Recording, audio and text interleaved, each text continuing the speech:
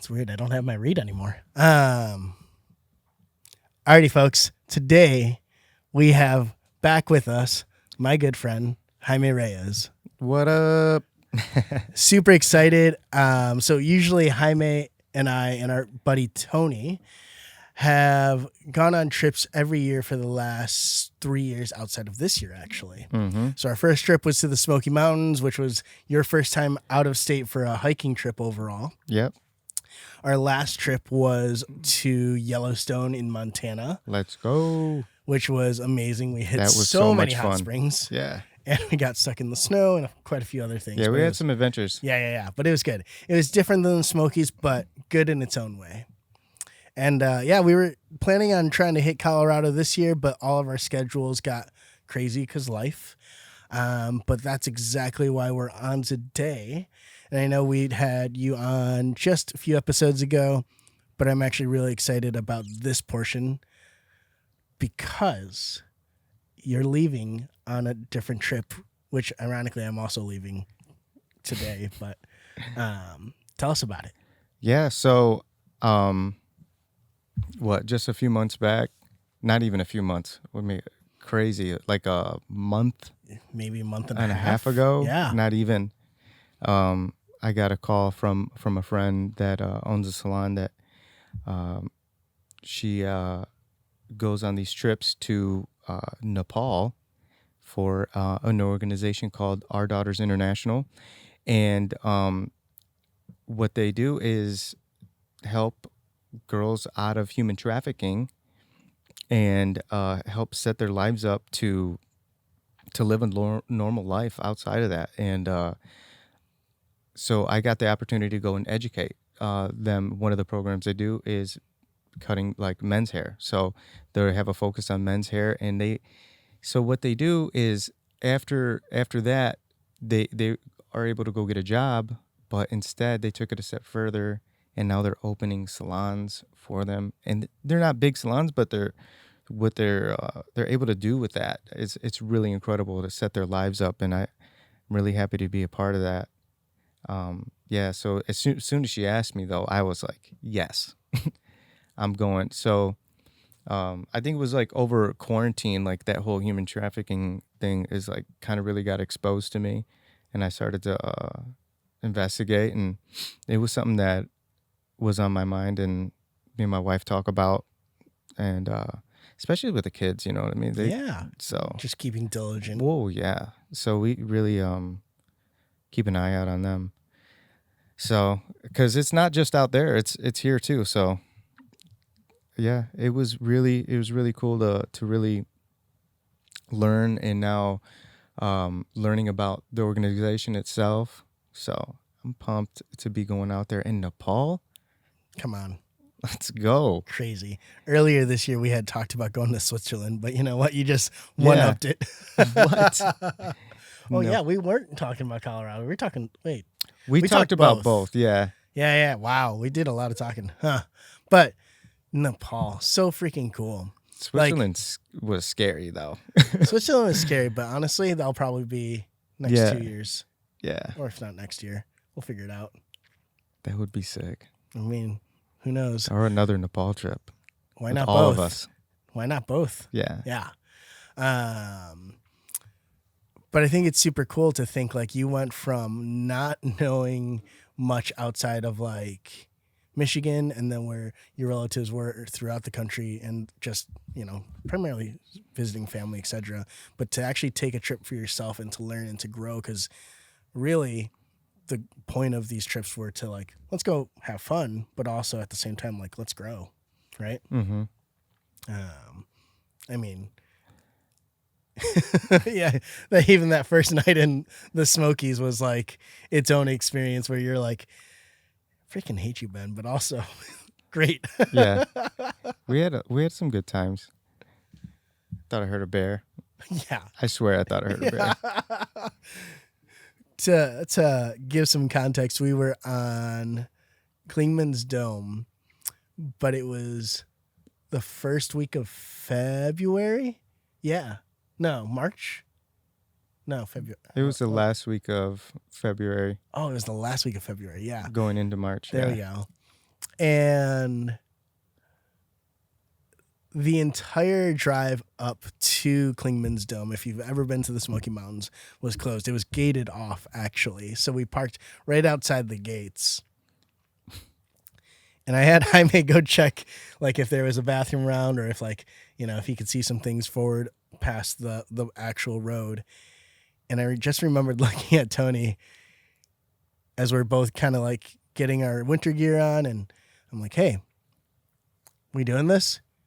Like, hell yeah. And I'm like, 16 miles. Like, yep. I'm like, okay. Should we tell Jaime? Nah. No. Before I knew it, I was in over my head. We told you, like, what, 5 miles? Right. The whole thing is, it was uphill the whole time. Snow, ice, concrete, nothing soft. No. It was a lot of fun. It was a lot of fun. At the end, windy. yeah, I think the wind helped me up the rest of that hill before Klingman's Dome, because I was through. There was nothing left in that gas tank at that point. And by the time we had started, actually by the time we even got near the parking lot, the true parking lot of Klingman's Dome, it was probably already, what, 10 o'clock? Oh, yeah. Easily. So it was just like, we just sent it. Yeah. Wild. Yeah. And then you guys stayed up there. I was done. I came down. It was, I mean, the wind was like 30, 40 miles an hour. 50. No. Yeah, you think bro. so? Because it wasn't just me going like, I'm getting shifted around. Even Tony was getting shifted around up there. Oh, it was blowing. Yeah. Yeah. Yeah. It was nuts. I mean, like, I remember like getting low to the barricade just so I could actually like move properly. And I'm like, am I going to army crawl this all the way down? Yep. Yep. That's why I was good. I came down from there. That was wild. Yeah. I had a good time though. But all that to transpire to now, you know, like who would have thought? Right. And it kind of, thank God for those trips though, because it kind of prepared me for what I'm going to go do now. Because I could imagine, even if we didn't go on those trips, I would still be getting this opportunity. And here I go, just nothing, just no experience at all. No grid, yeah, nothing for it. Yeah, so at least I have something. Right. Yeah, and you have some of the gear for it too. Because do you know what the weather will be like? So the weather pattern is pretty much the same as it is here. Okay. So Great. It's going to be like in the low 80s. Okay, not terrible. No, upper 70s. I mean, we prefer cold weather hiking, but yeah. Yeah. Yeah. I ain't going to do any hiking. But next time? Next time. Heck yeah. Heck yeah. Well, sweet. Where can people keep up with you when you... Actually, how long are you gone for? So I'm going to be there for 2 weeks, from the 8th to the 25th. And it's going to be a lot of moving around. So when I actually touch down, I'll be in Kathmandu. Then I'll go from Kathmandu, say a few days, and then to Chitwan, it's called. And then the other places are more rural areas. So I'll be spending a lot of time in a bunch of places, which is really, really cool. I'll get the experience of actually traveling through and seeing a bunch of it. Come on. So, yeah. That'll be awesome. Yeah, I'll be experiencing a lot of culture. It'd be a culture shock and the way they do things, because it's not anything like here. No, not at all. Not at all. So, and I'll be with locals. Yeah. I won't just be like on vacation. You're not with anyone. I'll be there with them, experiencing it all. Come on. So cool. I think what's also super cool is like watching you tell your clients at the shop that you're doing this, and they're like, whoa. Mm-hmm. And some of them are just saying, yeah, okay, that's cool. Versus others are like, wow, you're doing what? Yeah. And like the actual draw, right? Yep. Yeah. So like not everybody gets the depth of it, you know, but when you do understand that, it makes it so much more exciting and thrilling to be out there on the other side of the world doing something really cool. And just being, giving back and just being, being called to do that. That's what is probably the most exciting for me, is just like It could have been a lot of people, but it was, Yeah. I was chosen. Yeah.